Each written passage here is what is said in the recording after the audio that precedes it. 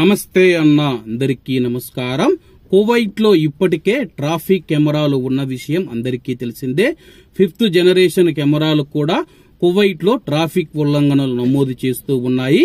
తాజాగా Kuwait traffic department Kuwait దేశవ్యాప్తంగా traffic సిగ్నళ్ల వద్ద మరియు కూడళ్ల దగ్గర అతిక్రమించే వాహనదారుల చిత్రాలను తీయడానికి, ఫోటోలు తీయడానికి కువైట్ 6th జనరేషన్ కెమెరాలు వ్యవస్థను యాక్టివేట్ చేసినట్లు ప్రకటించింది.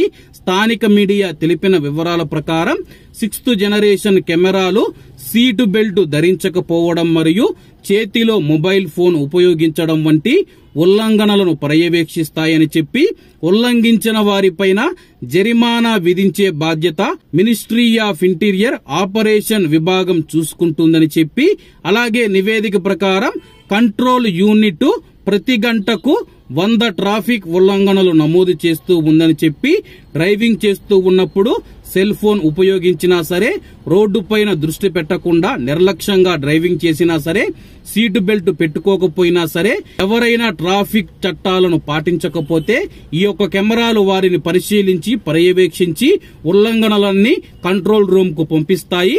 కంట్రోల్ రూమ్ లో ఉన్న సిబ్బంది అధికారులు ఎవరైతే ఉన్నారో వాళ్ళు ప్రతి గంటకు 100 ట్రాఫిక్ ఉల్లంఘనలు నమోదు చేస్తారని చెప్పి, కువైట్ లో ఉన్న డ్రైవర్ అన్నలు ఎవరైతే ఉన్నారో ఈ యొక్క విషయాన్ని గమనించగలరన్న. 6th జనరేషన్ కెమెరాలు కువైట్ లో యాక్టివేట్ అయ్యాయి కాబట్టి మీరందరూ డ్రైవింగ్ చేసేటప్పుడు సీట్ బెల్ట్ కానీ, ఫోన్ మాట్లాడుతూ ఉండడం కానీ ఇటువంటి విషయాలలో చాలా జాగ్రత్తగా ఉండాలి. మీకు ఏదైనా ఫోన్ వస్తే రోడ్డు పక్కన సైడ్ ఉంచేసి మీరైతే ఫోన్ మాట్లాడడం మంచిది. కాబట్టి అందరూ బాగుండాలి, అందులో మనం ఉండాలి. అందరికీ నమస్తే అన్న. జై హింద్.